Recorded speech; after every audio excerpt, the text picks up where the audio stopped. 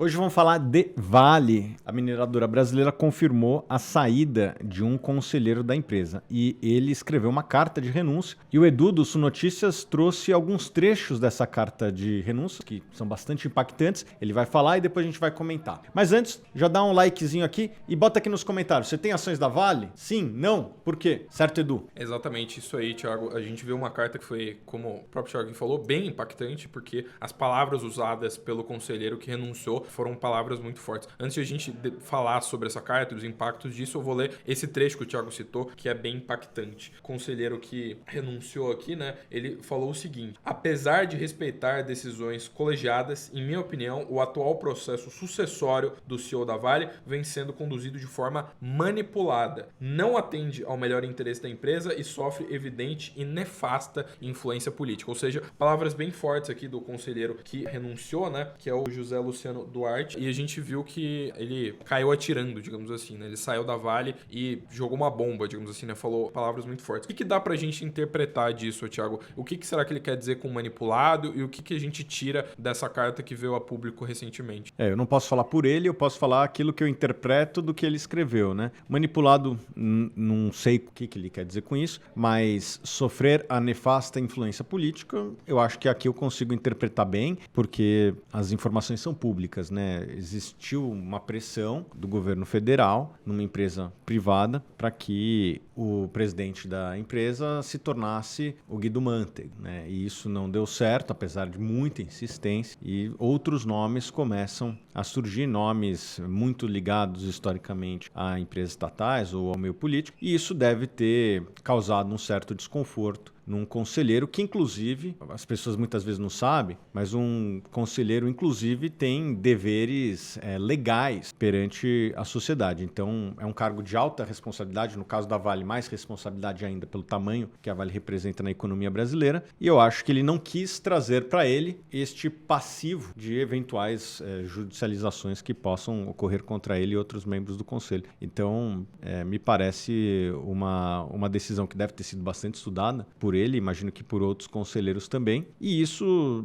só gera mais insegurança no ambiente institucional brasileiro, no mundo de investimentos. Uma empresa privada deveria seguir os seus ritos formais de recrutamento de um executivo para um cargo desses, e na visão desse conselheiro, e ele deve ter muito mais informação do que eu, esses ritos não estão sendo seguidos da maneira adequada, e a melhor forma para lidar com isso é ele expressar publicamente e sair. Eu, no lugar dele, talvez fizesse a mesma coisa, mesmo sem saber as informações que de fato ele tem. Uma coisa que fica também é que existia aquela coisa de parecer que as coisas estavam meio sendo pacificadas na Vale, né? Por conta que o Eduardo Bartolomeu foi reconduzido para o cargo semana passada, e agora a gente vê essa carta que mostra que as coisas não estão tão pacificadas assim. Quais são os riscos de governança hoje para a Vale? Você acha que mudou muita coisa? Tem alguma tendência? A gente sabe que é uma empresa que tem muito conselheiro independente. O que mudou no cenário de governança da Vale com essa carta, com esse cenário todo novo que a gente acabou de ver? Bom, é uma boa pergunta sua, Edu, porque eu acredito que a Vale ela tem impactos na economia brasileira bem diferente de outras estatais, como, por exemplo, a Petrobras e mesmo o Banco do Brasil. Os produtos que ela vende raramente vão para o mercado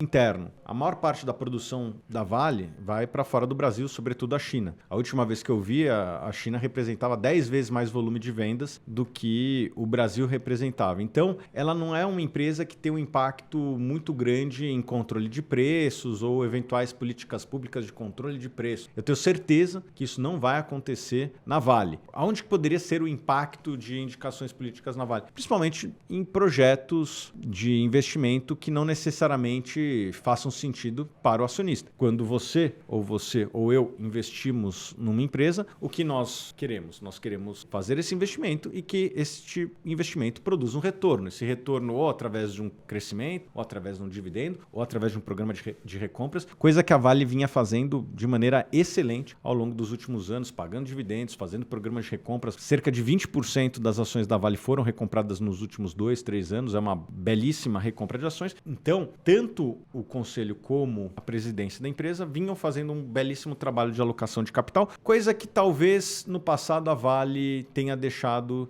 de lado e tomado decisões não perfeitas. Comprou a Inco lá atrás, fez uma compra cara, se não me engano isso foi em 2007. Fez alguns investimentos fora fora do mercado de minério de ferro, como carvão, níquel, que não trouxeram resultados tão positivos para os acionistas. A estratégia de diversificação da Vale não foi tão boa assim. A dúvida que fica é, será que um outro CEO cometeria esses erros novamente? Faria investimentos que não fazem sentido para acionistas, seja diversificando, seja investimentos de, sei lá, logística, que são populares para um governante, mas não são necessariamente bons para a sociedade ou para os acionistas? Essas são dúvidas que ficam no ar. Na minha opinião, o que é bom para a Vale é bom para o Brasil, o que é bom para a Vale é ter um executivo de mercado, como é o caso do Eduardo Bartolomeu, que tem feito um excelente trabalho, e eu torço para que o sucessor seja um profissional desse calibre. Aliás, esclarecendo para todo o pessoal, né, o mandato do Bartolomeu iria até o final de maio, ele foi conduzido até o final de dezembro desse ano. Depois disso, ele vai ficar o ano de 2025 como consultor, ali, como advisor da Vale, e deve ajudar a própria empresa a escolher qual vai ser o próximo executivo que vai ocupar a cadeira dele. Mas já que você falou de caixa, ali, de vários números, ao mesmo tempo que a gente está tendo todo esse embrolho aí com a Vale, com o conselho, esses assuntos que tem a ver com governança, a gente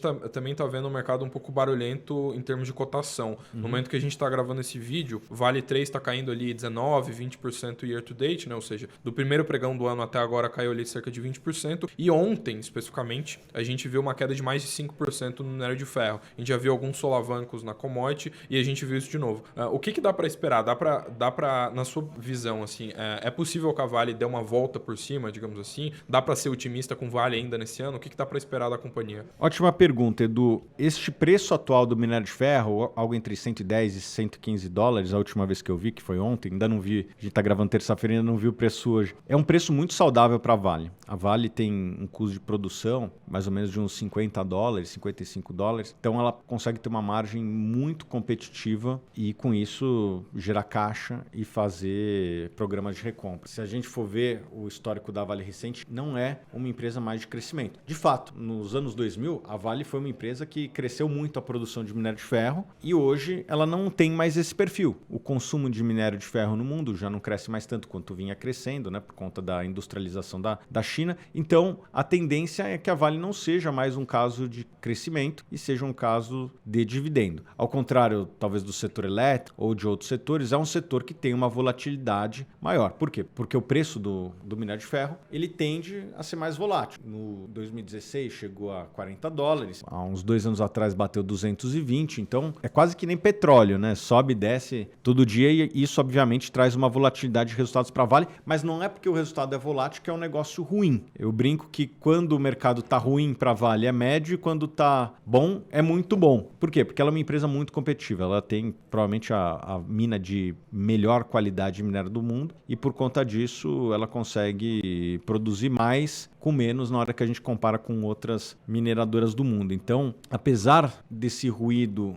de governança, eu tenho certeza que as vantagens competitivas da Vale, que é o acesso a esse minério de ferro, estão mantidos hoje e para as próximas décadas. Portanto, eu acredito que muito disso é ruído. E nesse preço, para quem pode segurar por 2, 3 anos, certamente vai fazer um bom negócio e vai ser remunerado, seja através de programa de recompra, como em dividendos, que tem sido bastante generosos ao longo dos últimos anos. Perfeito. E acho que para a gente fechar, então, a expectativa é de que daqui para frente a Vale tenha um potencial de aumentar o seu dividend yield, né? Porque eu lembro até que num passado recente teve uma distribuição específica, acho que faz uns 2, 3 anos, ela chegou a pagar mais de R$8 por ação. Tudo bem que é relativo, né? Depende do yield, mas ela já teve distribuições muito poupudas. Tem possibilidade de ela voltar a ter um dividend yield muito elevado? Tem algum número que vem atualmente, alguma projeção que você possa fazer? Aqui na Suno a gente tem uma tabela de sensibilidade do dividendo, ou melhor, da geração de caixa em relação ao preço do minério de ferro. E nesse atual preço de minério de ferro, que é muito próximo à média dos últimos 10 anos, a gente não está falando de um preço de minério de ferro alto nem baixo. Está próximo da média dos últimos 10 anos. Repetindo, né? Em 2016 o preço do minério de ferro bateu 40 dólares, em 2022 bateu 230 dólares e a média desses últimos 10 anos foi mais ou menos 110 dólares a tonelada. E nesse preço a empresa tem condição de pagar pelo menos aí uns 15% de dividendos e ou recompra. Daí vai um pouquinho da decisão decisão do conselho de administração qual é a melhor forma de pagar os seus acionistas. Para mim, dá na mesma, mas eu entendo que muitas pessoas do outro lado preferem distribuição de dividendo ao invés do programa de recompras, porque o caixa, as pessoas sentem no bolso ali, o programa de recompra, as pessoas não sentem tanto o número de ações caindo ao longo do tempo e a participação dela aumentando. Mas nesse patamar de preço, a Vale tende a ser uma das melhores pagadoras de dividendos do Brasil. E aproveitando aqui esse vídeo, queria lembrá-los que estamos no nosso mês de aniversário da Suno. Se você já é um assinante ou quer renovar seu vínculo conosco, essa é a melhor oportunidade para você fazer isso. No mês de aniversário nós temos condições ultra especiais para ter acesso à inteligência de mercado dos nossos analistas. Nós, desde o início da Suno, temos superado o Ibovespa, superado o CDI. Por quê? Porque eu confio muito no nosso time de analistas, um time de analistas que trabalha duro, faz muita análise para que a gente possa estar aqui entregando as melhores análises para vocês e continuar tendo retornos acima da média. Então, não deixe de aproveitar o mês de aniversário da Suno. Vou botar aqui o link abaixo para você aproveitar as condições. Beijo grande!